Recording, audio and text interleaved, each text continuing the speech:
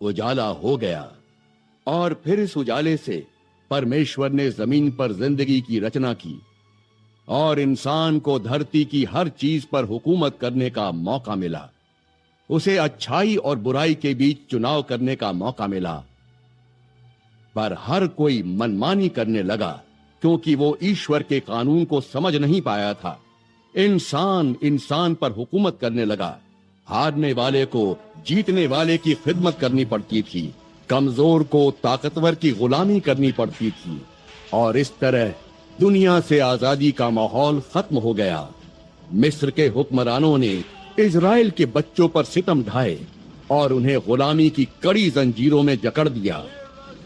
उनकी गुहार ने आसमान का सीना चीर कर रख दिया और आखिरकार ईश्वर ने उनकी गुहार सुन ली और मिस्र की एक छोटी सी झोपड़ी में रहने वाले अमरा और योशाबेल के घर अपना नन्हा फरिश्ता भेजा, जिसके दिलो दिमाग पर ईश्वर का कानून और फरमान लिखे जाने वाले थे। वो अकेला पूरी हुकूमत के खिलाफ खड़ा होने वाला था। महान फेरो, कल रात हमारे ज्योतिषियों ने एक बुरे सितारे को मिस्र के एक घर में दाखिल होते देखा। तो क्या जंग होगी? सिनाई और लीबिया की सरहद से लेकर नील नदी के इलाके तक कौन सा मुल्क हमारे खिलाफ तलवार उठाएगा? जिस दुश्मन से डर है वो मिस्र के सीने में है। क्या? हमारे यहूदी गुलाम जो गोशन में रहते हैं। मैं दुश्मन को उसकी तलवार से पहचानता हूं, ना कि उसकी जंजीरों से। पुरोहित, जंजीरों को तलवारों में बदलते देर नहीं लगती महान फेरो। कुदरत का फरमान है कि इन्हीं गुलामों में से एक मसीहा पैदा होगा जो उन्हें गुलामी से आजादी दिलवाएगा। सितारे ने उसके जन्म का ऐलान किया है। तो खत्म कर दो सारे यहूदियों को। गुलाम संपत्ति होते हैं सेनापति। जितने ज्यादा गुलाम होंगे हम उतनी ज्यादा ईंटें बनाएंगे। थोड़ी बहुत कम ईंटें बनेगी तो ज्यादा फर्क नहीं पड़ने वाला गोशन में। वो हमारा पूर्वी द्वार है। क्योंकि ये मसीहा एक नवजात शिशु है, इसलिए सारे नवजात बच्चों को मार दें। हर नवजात यहूदी नर बच्चे को खत्म कर दो।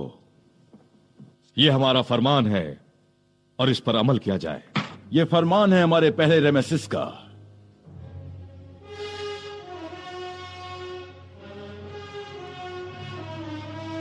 नहीं, नहीं करो, नहीं,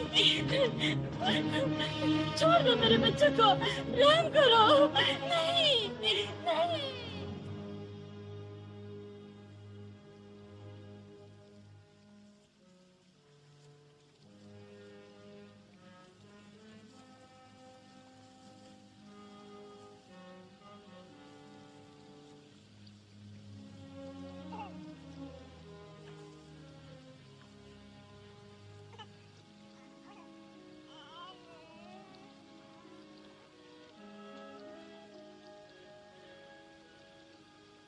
हे इब्राहिम के ईश्वर, मेरे बच्चे को अपनी पनाह में ले ले। बड़ा होकर ये आपका सेवक बने।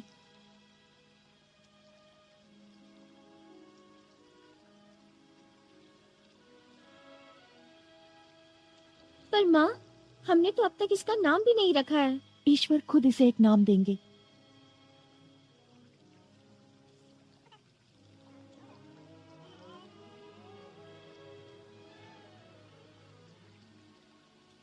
उसके साथ जाओ मरियम, घास में छिपकर उसे देखती रहना।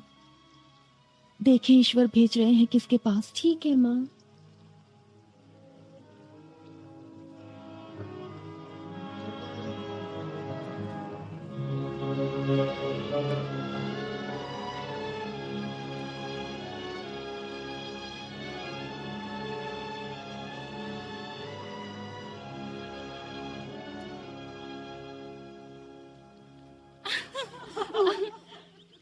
तुमने ना क्यों नहीं कहा? मुझसे वो ध्यान ही नहीं आया।